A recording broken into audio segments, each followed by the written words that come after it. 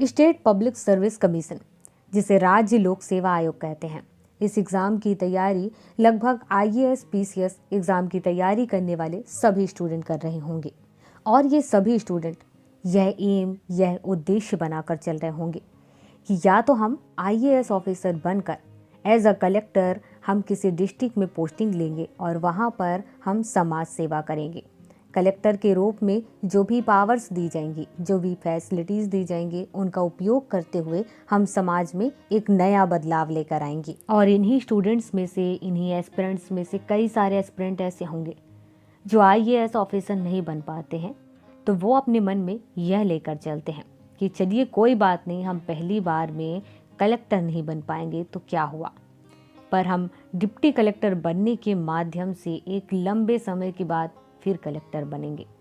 इसी उद्देश्य के साथ फिर वो राज्य लोक सेवा आयोग के द्वारा एग्ज़ाम कराया जाने वाला प्रोविंशियल सिविल सर्विस एग्ज़ाम की तैयारी करते हैं और फिर बनते हैं डिप्टी कलेक्टर। अब इनमें से कई सारे एस्पिरेंट ऐसे तो होते हैं जो जान जाते हैं कि उनको डिप्टी कलेक्टर बनना है। कुछ लोग जान जाते हैं कि डिप्टी कलेक्टर कैसे बनना है, पर ये नहीं जान पाते हैं कि डिप्टी कलेक्टर किस तरीके से डिप्टी कलेक्टर के पद में रहकर एक समाज में नया बदलाव लाते हैं, किस तरीके से समाज की सेवा करते हैं। तो फिर आप में से जितने सारे एस्पिरेंट हैं जो डिप्टी कलेक्टर बनना चाहते हैं, उसके लिए तैयारी कर रहे हैं, रात भर मेहनत कर रहे हैं, तो आप ये ज़रूर तो जानना चाहेंगे कि आखिर क्या क्या पावर्स आपको दी जाएंगी, जिसका यूज करके, जिसका उपयोग करके आप समाज में कई सारी चीज़ें बदलेंगे।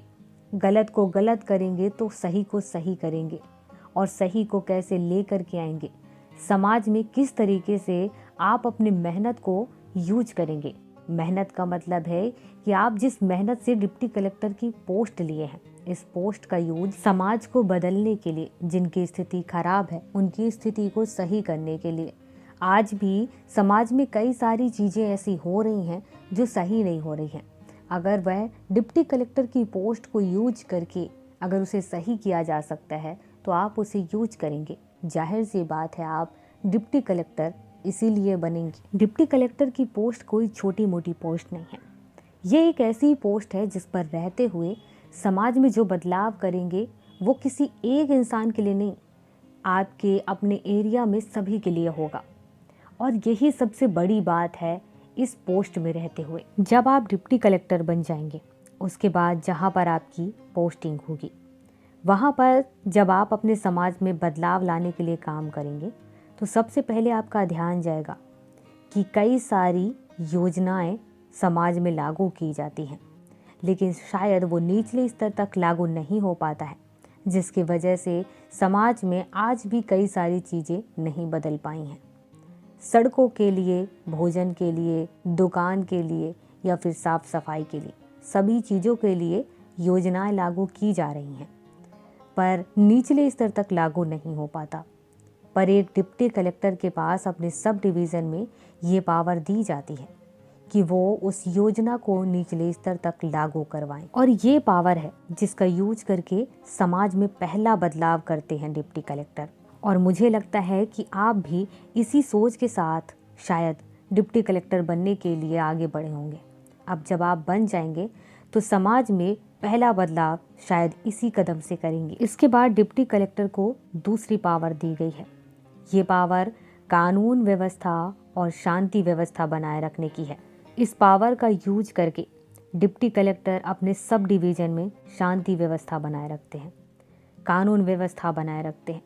जैसे ही उनको लगता है कि कोई इंसान या पूरे समूह को देखते हुए अगर उनको शंका लगता है या शंका दिखाई दे, महसूस हो कि इसके वजह से हिंसा हो सकता है, इसके वजह से यहाँ पर कोई नुकसान हो सकता है सार्वजनिक संपत्ति को, तो ऐसी जगह पर वो उसे बिना किसी वारंट के गिरफ्तार करवा सकते हैं।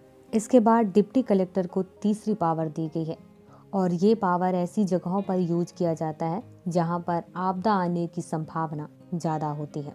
ये आपदा किसी भी टाइप का हो सकता है, चाहे वह मनुष्य के द्वारा, मतलब इंसानों के द्वारा पैदा किया हुआ हो, या फिर प्रकृति के द्वारा।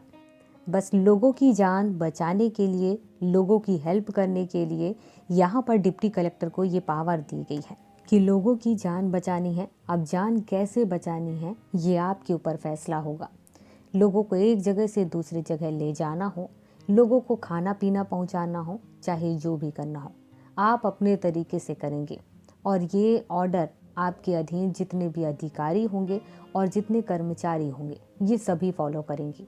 इसके बाद इसी सिचुएशन में डिप्टी कलेक्टर को ये पावर दी गई है कि जब उनको लगता है कि उनके सब डिवीज़न के सभी ऑफिसर्स की हेल्प के बावजूद वो सभी लोगों की जान नहीं बचा पाएंगे, या फिर यूँ कहो कि सभी लोगों की हेल्प नहीं कर पाएंगे, तो ऐसी सिचुएशन में वो सबसे पहले अपनी इस इंफॉर्मेशन को सीनियर ऑफिसर्स तक पहुंचाएंगे सही टाइम पर। ऐसे सिचुएशन में वो चाहे जो चीज़ मांगना चाहे मांग सकते हैं लोगों की हेल्प करने के लिए।